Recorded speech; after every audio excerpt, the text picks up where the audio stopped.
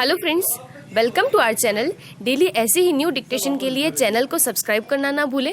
Subscribe button के पास में bell icon को प्रेस करना बिल्कुल ना भूलें, जिससे न्यू वीडियो की नोटिफिकेशन आपको सबसे पहले मिल सके।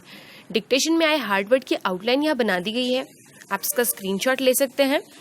डिक्टेशन की PDF पाने के लिए आप हमारा टेलीग्राम चैनल ज्वाइन कर सकते हैं। टेलीग्राम चैनल का लिंक वीडियो के डिस्क्रिप्शन में दे दिया गया है। डिक्टेशन स्टार्ट होगी 3 सेकंड बाद।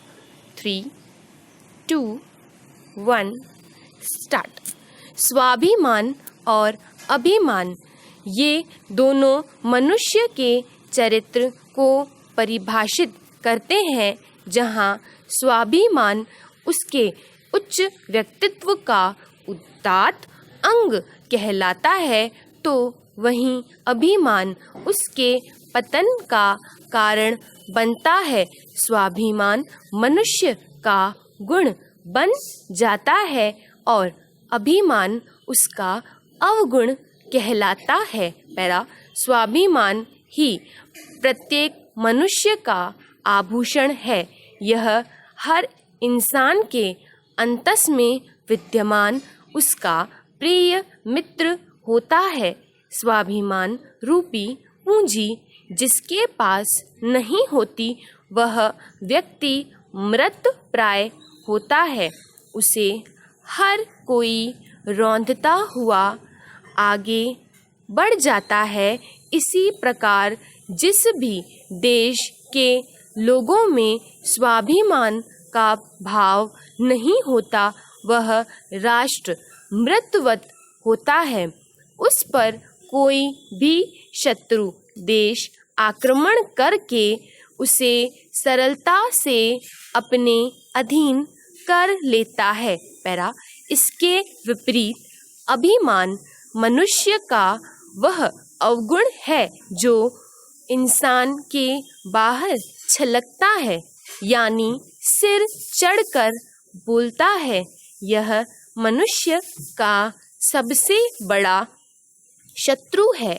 मनीषियों का कथन यह है कि अहंकारी कितने भी ऊंचे बोल क्यों न बोल लें, उसका अंत हमेशा बुरा ही होता है। पैरा मनस्वी लोगों का एकमात्र धन स्वाभिमान होता है।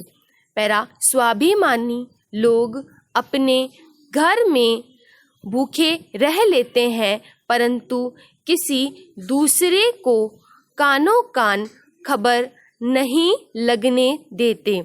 उनके लिए स्वाभिमान का त्याग करना मृत्यु का वरण करने के समान होता है। ऐसे महानुभाव मृत्यु तुल्य कष्टों और परेशानियों को हंसते हंसते सहन कर लेते हैं। वे अपने स्वाभिमान का सौदा कभी भी किसी भी मूल्य पर नहीं करते। पैरा ऐसे स्वाभिमानियों से तो बड़े बड़े साम्राज्य भी थर थर कांपते हैं। वे जानते हैं कि ऐसे लोगों को अपने जीवन की परवाह तो होती नहीं है। अपने मान के लिए वे कभी भी समझौता नहीं करते, इसीलिए वे उनका सम्मान करते हैं, चाहे वह अपनी इज्जत बचाने के लिए ही क्यों न करते हो। इनके विपरीत अहंकार में चूर लोग खुद तो डूबते ही हैं, अपने साथियों को भी डुबाने का अपराध करते हैं। वे इस तथ्य को भूल जाते हैं, घमंडी का सिर नीचा। पैरा अहंवादी व्यक्ति कभी किसी का प्रिय नहीं बन सकता। उसका स्वयं का सबसे विशेष मानना ही इसका प्रमुख कारण है। इसलिए वह सबके साथ मिलजुल कर नहीं रह सकता। हर व्यक्ति उसे अपने स्टैंडर्ड का नहीं लगता, तभी उसे हर इंसान में कमियां ही दिखाई देती है। वह सर्वत्र स्वयं को श्रेष्ठ सिद्ध करने की फिराक में लगा रहता है। पैरा अपने इस अहम के कारण वह ईश्वर को भी कुछ नहीं समझते।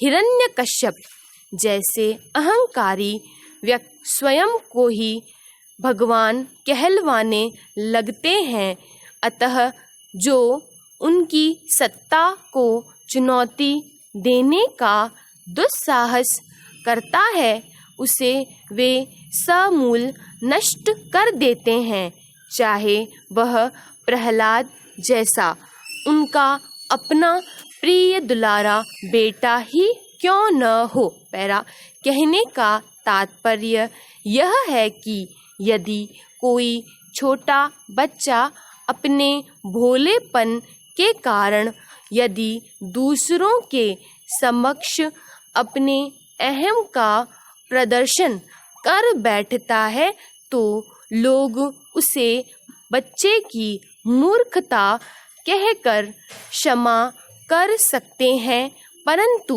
बड़ों की गर्वोक्तियों को तो किसी भी शर्त पर माफ नहीं किया जा सकता। पैरा स्वाभिमानी और अहंकारी दोनों ही प्रकार के लोगों की कहानियाँ इतिहास के पन्नों में कैद है, बस उन्हें खोज कर पढ़ने की आवश्यकता है। पैरा स्वाभिमान और अहंकार दोनों एक ही सिक्के के दो पहलू हैं। स्वाभिमान पूर्वक जीवन व्यतीत करना दुधारी तलवार पर चलने के समान होता है। जहाँ जरा सी चूक हुई वहीं लहूलुहान हो जाने का डर बना रहता है। पैरा दुनिया तो बस ऐसे ही अवसर की तलाश में रहती है। डिक्टेशन समाप्त। अगर वीडियो पसंद आए तो लाइक शेयर सब्सक्राइब करना ना भूलें। आज की वीडियो आपको कैसी लगी प्लीज़ कमेंट करके ज़रूर बताइएगा। Thanks for watching.